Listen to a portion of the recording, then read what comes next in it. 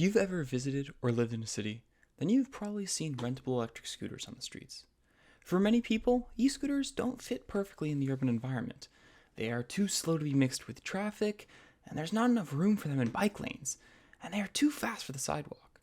And yet, there are more and more scooters in our cities every single year. That got us thinking, are scooters the problem or are cities the problem? Welcome to Sustainable Cities. My name's Alex, and today we'll be discussing e-scooters.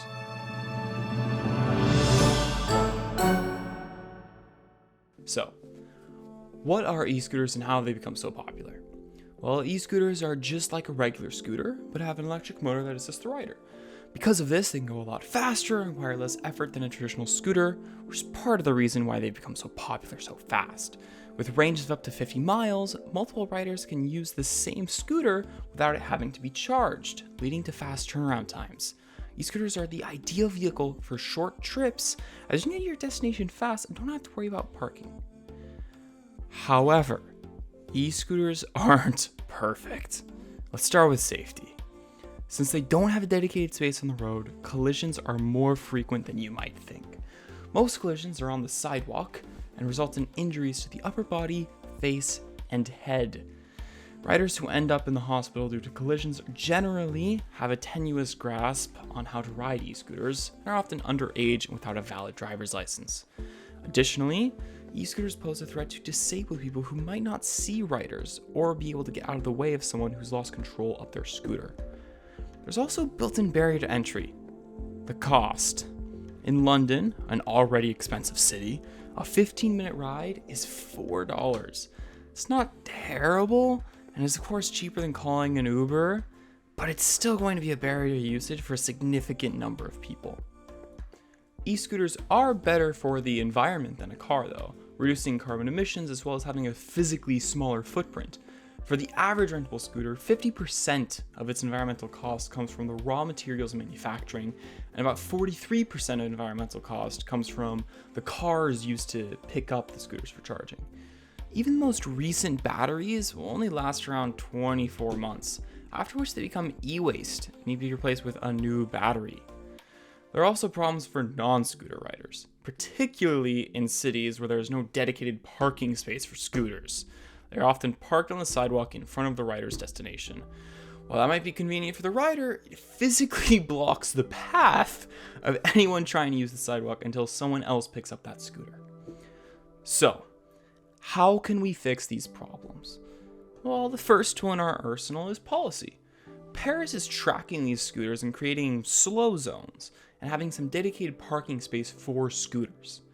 The goal of these policies is to integrate the scooters within the current landscape of the city and is a step in the right direction. Over in Chicago, they are mandating 50% of the fleet must be distributed to equity priority areas in order to help those areas with lower household wealth. Although Chicago has done nothing about the cost of riding, and thus ridership is far lower in these areas. Chicago is also a car-oriented city and has done little to promote safety. While we've mostly been talking about the situation in North America, let's look at a company and a place that is moving in the right direction. Voi is a scooter company that operates throughout Europe and has come up with some unique solutions to some of the pitfalls of e-scooter use in cities. Voi requires new users to go through their driving schools before ever riding a scooter. I know. Many North American companies also have something similar, but it is nowhere near to the extent of Voi's. Education is critical to the integration of e-scooters in cities. People need to know who has the right of way as they are operating a vehicle on the road. Riding around the city affects the rider as well as everyone the rider is around.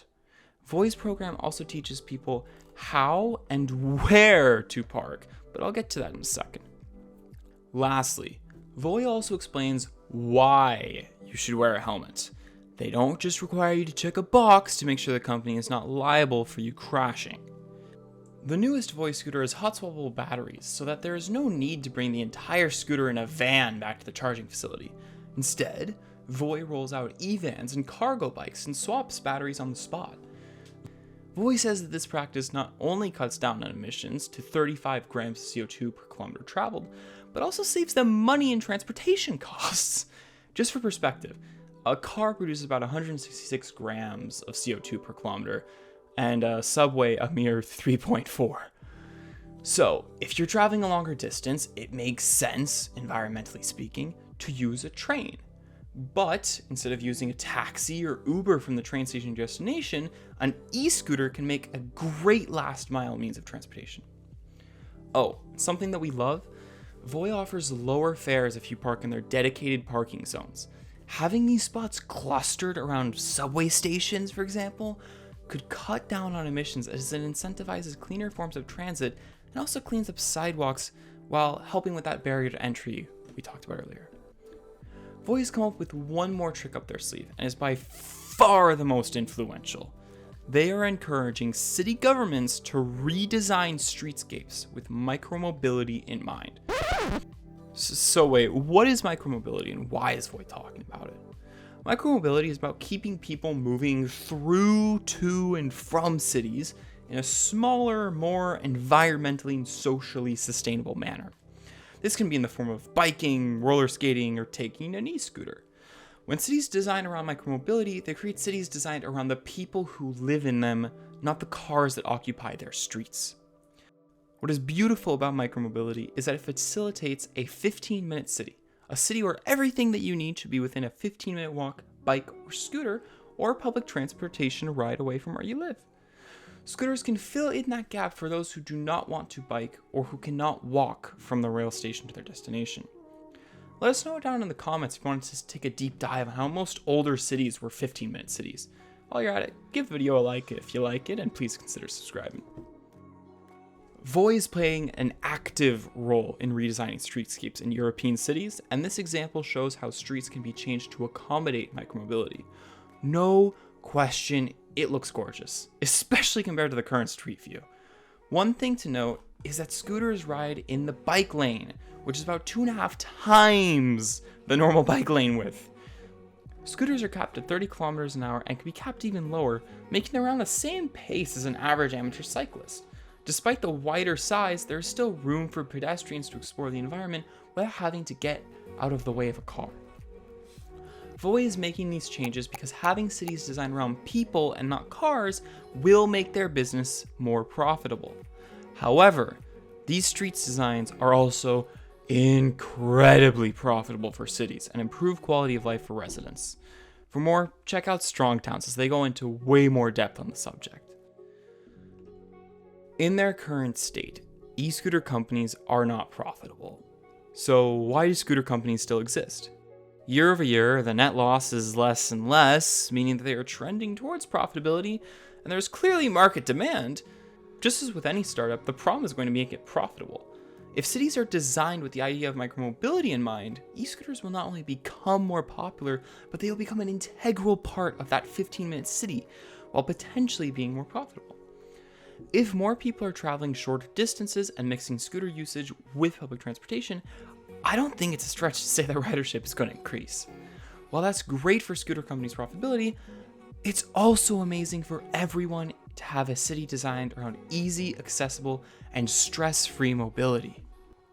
Redesigning cities away from the car and towards the people is a great thing, and it definitely seems as though cities are trending in this direction. So, can we make life better for people inside and outside using e-scooters? Municipalities can regulate them by implementing some local policies. 1. Recharging. Given that the methods used to recharge e-scooters are a large part of their environmental footprint, making Voi's model of hot-swappable batteries and sustainable recharging mandatory would further reduce the environmental impact. 2. Helmets. The number of people riding without helmets is astonishing. Only 3% of those involved in an accident at a Miami hospital reported to have a helmet on. Helmets are a non-negotiable and must be a requirement to ride and enforced. 3. Education. Just as there is driving school to learn the rules of the road and bike stores to inform people on safe biking practices, there needs to be e-scooter education. Where to park, where to ride, politeness and right-of-ways, safety. These are critical factors in not disturbing the life of others in the city while keeping riders safe. While policies can help, there also needs to be a fundamental change in how our cities are built. Here's a map from 1940. It looks beautiful, right? Nice buildings, parks, perfect amount of density. Now here's the same area today. What happened? There are a handful of skyscrapers downtown and sprawl and just empty fields. Oh, and if you look closely, the highways demolished the city to make way for the car. That city is Detroit. Cities today are car-centric, especially in North America. Just so we change the city for the car, we can change it back to being for people by redeveloping with the ideas of quality public transportation and micromobility in mind. Let's start at the beginning and end of each journey. Many cities already started with the idea of dedicated parking areas. What cities haven't done yet is implement and voice discount pricing at these stands. Not only does discount pricing incentivize better parking more directly, but it also makes e-scooters more financially accessible. The journey itself can be perilous, to put it lightly. In general, bike lanes are too narrow, even for bikes, right? If you were to repurpose an entire car lane into a one-way bike lane, there would be more than enough space for both bikes and scooters. Reducing car lanes and replacing them with other means of transportation has been a proven method of reducing city congestion, and it also just makes for a nicer, more people-friendly street. Considering that 48% of car journeys in cities are under 3 miles, there is already demand for micromobility and cities designed around people's needs. We just need to provide people with more efficient alternatives to the car, and a city that is pleasant to be in when you are outside and getting to your destination. While cities may not be perfect today for e-scooters, they are making changes that promote micromobility in 15-minute cities. So, is designing cities with e-scooters in mind worth it? Sorta. Developing cities to accommodate the needs of local pedestrians, commuters, and the environment all go hand in hand. E-scooters are just one of many, many, many ways of accomplishing these tasks. E-scooters are a great means of transit from anywhere between 1 and 3 miles and should be encouraged over the car. Policies should be implemented to make sure that they are not disturbing any other street users, and infrastructure can create dedicated space for e-scooters. Who knows?